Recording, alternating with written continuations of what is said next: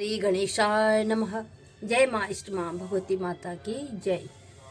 ओम नमो पार्वती पते हर हर महादेव श्री शंभु स्वयं भोलेनाथ कैलाशपति नारायण। शुभम करोति कल्याणम आरोग्यम धन संपदाम शत्रुबुद्धि विनाशाय दीपम ज्योति नमोस्तुते। शुभम करोति कल्याणम आरोग्यम धन संपदाम शत्रुबुद्धि विनाशाय दीपम ज्योति नमोस्तुते। शुभम करोति कल्याणम आरोग्यम धन संपदाम शत्रुबुद्धि विनाशाय दीपम ज्योति नमोस्तुते। शुभम करोति कल्याणम आरोग्यम धन संपदाम शत्रुबुद्धि विनाशाय दीपम ज्योति नमोस्तुते। बोलो इष्ट माँ भगवती माता की जय। मैं माँ भगवती माता की महिमा सुना रही हूँ जो छठे दिन में पढ़ा जाता है। कभी भी पढ़ सकते हैं, आप लोग ज़रूर सुने माँ भगवती की महिमा को। मैं छठे दिन का 9वां अध्याय निशंभुवध सुनाऊंगी, पढ़ूंगी। और आप लोगों को भी माता रानी का आशीर्वाद बने रहे, सबको, सुनने वालों को भी, न सुनने वालों को भी। मुझसे जो भी त्रुटि होगी पढ़ने में उसको माफ़ कर देना। आप अपना पाठ सुनने का पुण्य लेना। बोलो इष्ट माँ भगवती माता की जय। निशंभुवध। ऋषि बोले, हे राजन, रक्त बीज का वध हो जाने पर एवं युद्ध में अन्य असुरों के भी मारे जाने पर शुंभ निशंभ दैत्यों का क्रोध बढ़ गया। फिर दैत्यों की प्रधान सेना को साथ लेकर निशंभ युद्ध करने आया। उसके आगे पीछे दाएं बाएं बड़े बड़े दैत्य थे। वे क्रोध के मारे होंठ काट रहे थे।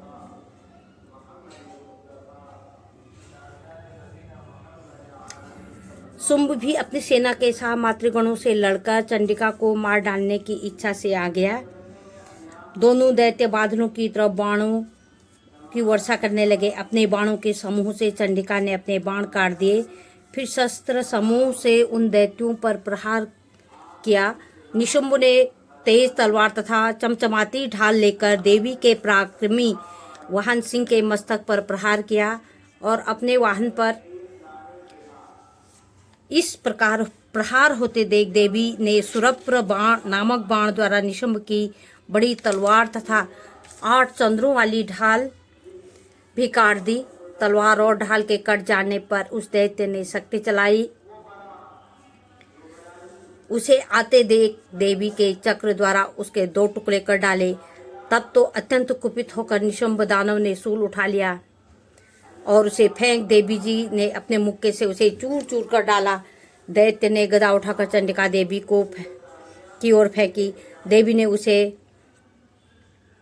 त्रिशूल द्वारा काट दिया और वह भस्म हो गई।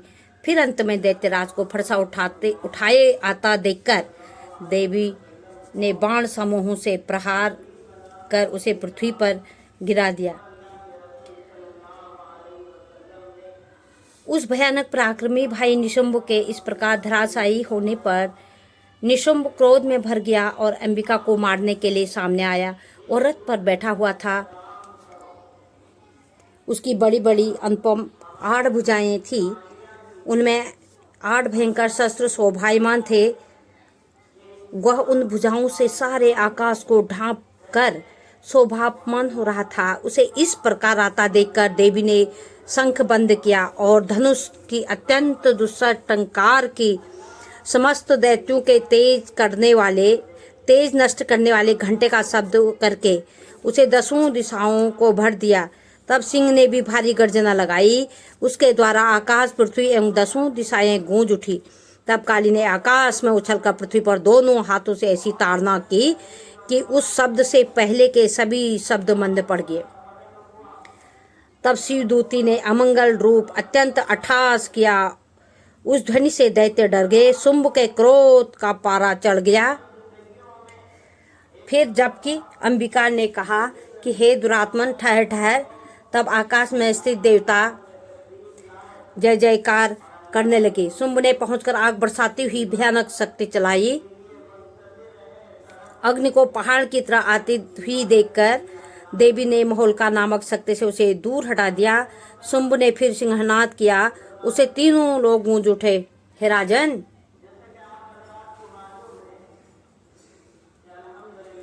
उस सिंहनाद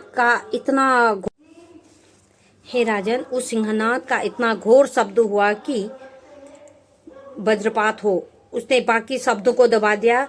तब शुंभ द्वारा छोड़े हुए बाणों को देवी ने तथा देवी द्वारा चलाए गए बाणों को शुंभ ने अपने अपने उग्र बाणों द्वारा सैकड़ों हजारों टुकड़े कर दिए।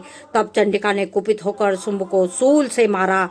उसके लगते ही वह मूर्छित होकर पृथ्वी पर गिर पड़ा। इतने में निशुंभ चैतन्य होकर वहां पहुंच गया। हाथ में धनुष लेकर बाणों से काली तथा सिंह पर प्रहार कर दिया। बोलो इष्ट मां भगवती माता की जय।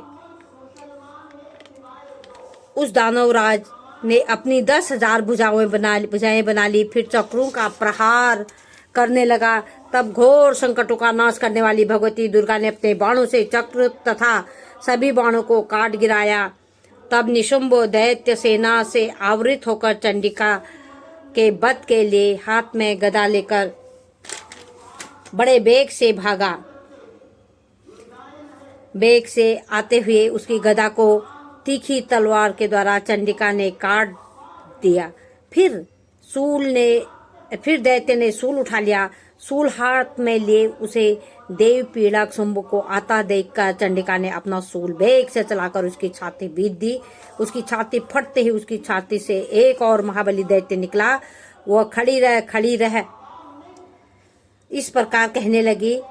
उस निकले हुए दैत्य की यह बात सुनते ही देवी आवाज करके हंसी और तलवार से उसका सिर काट दिया। वह पृथ्वी पर गिर पड़ा। तब भयानक दाढ़ों वाला सिंह दाढ़ों से असुरों के सिर खुरच कर खाने लगा। वैसे ही काल ने तथा शिवदूती ने बहुत से दैत्यों का भक्षण कर डाला। कुछ एक घोर युद्ध से भाग गए और कितने दैत्यों का काली तथा शिवदूती ने भक्षण कर डाला और कई सिंह के ग्रास बन गए। बोलो इष्ट मां भगवती माता की जय। 10वां अध्याय शुंभवध।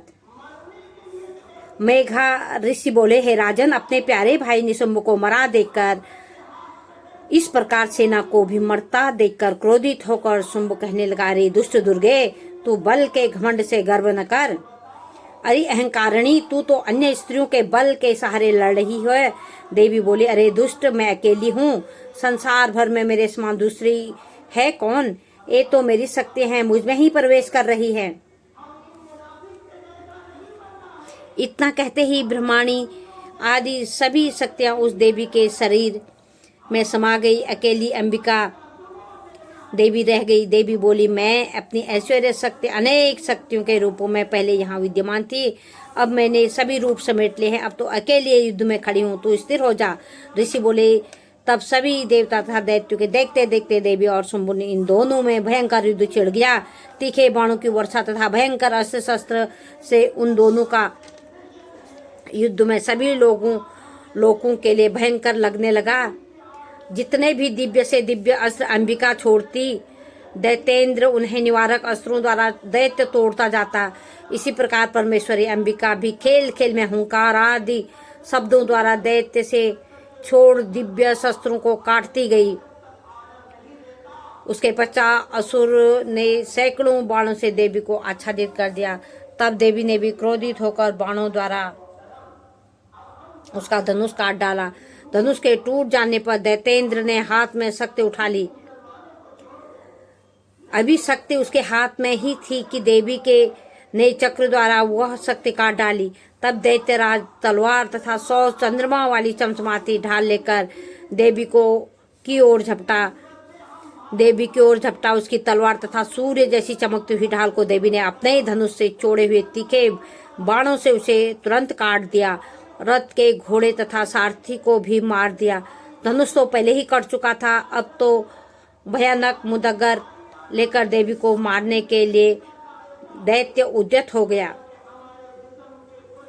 देवी ने अपने मुदगर को भी तीखे तीरों से काट दिया। फिर वह दैत्य मुक्का तानकर बड़े वेग से दौड़ा। जैसे ही उस दैत्येश्वर ने देवी के हृदय में मुक्का मारा, देवी ने भी उसकी छाती पर एक चपेट जमा दी। देवी की उस चपेट के लगते ही वो दैत्यराज पृथ्वी पर गिर पड़ा। गिरकर सहसा उसी प्रकार उठ खड़ा हुआ। तब उछलकर देवी को उठाकर आकाश में स्थित हो गया। वहां से भी निराधार होकर वह चंडिका देवी के साथ युद्ध करने लगा। आकाश में उस समय दैत्य तथा चंडिका का आपस में घोर युद्ध चल रहा था। वह युद्ध मुनियों के लिए विस्मयकारक था। अब अंबिका ने उसके साथ देर तक युद्ध करते करते दैत्य को उठा लिया और उसे पृथ्वी पर पटक दिया। देवी द्वारा पटका हुआ वो पृथ्वी पर आकर खड़ा हो गया। मुक्कातान व दुष्ट देवी को मारने की इच्छा से बड़े वेग से दौड़ा। तब उस दैत्य को आता हुआ देखकर देवी जी ने उसकी छाती में त्रिशूल भोंक दिया। वो पृथ्वी पर गिरा पड़ा। देवी के शूल से शत विक्षत होकर पृथ्वी पर गिरते ही उसके प्राण निकल गए। उसका गिरना भी समुद्र, द्वीप एवं पर्वतों के साथ सारी पृथ्वी को हिला देने वाला था। उस दुरात्मा के मरते ही सारा संसार स्वस्थ एवं प्रसन्न हो गया। आकाश भी बहुत ही साफ दिखाई देने लगा। पहले जो उपद्रवी मेघ उड़ रहे थे तथा उल्कापात हो रहे थे वे सभी शांत हो गए। दैत्यों के मारे जाने पर नदियां भी अपने अपने मार्ग पर चलने लगी। उसकी मृत्यु होते ही सभी देवताओं के मन प्रसन्न हो गए। गंधर्व मनोहर गायन करने लगे, अप्सरागण नाचने लगी, दूसरे बाजे बजाने लगे, वायु पवित्र होकर चलने लगी। सूर्य उज्जवल होकर चमकने लगा, दूसरे बाजे बजाने लगे, वायु पवित्र होकर चलने लगी। सूर्य उज्जवल होकर चमकने लगा, शांत हुई अग्निशालाओं की अग्नियां जलने लगी। संपूर्ण दिशाओं की भयंकर आवाजें शांत हो गई। प्रजा सुखी हुई और सर्वत्र शांति स्थापित हो गई। बोलो इष्ट माँ भगवती माता की जय।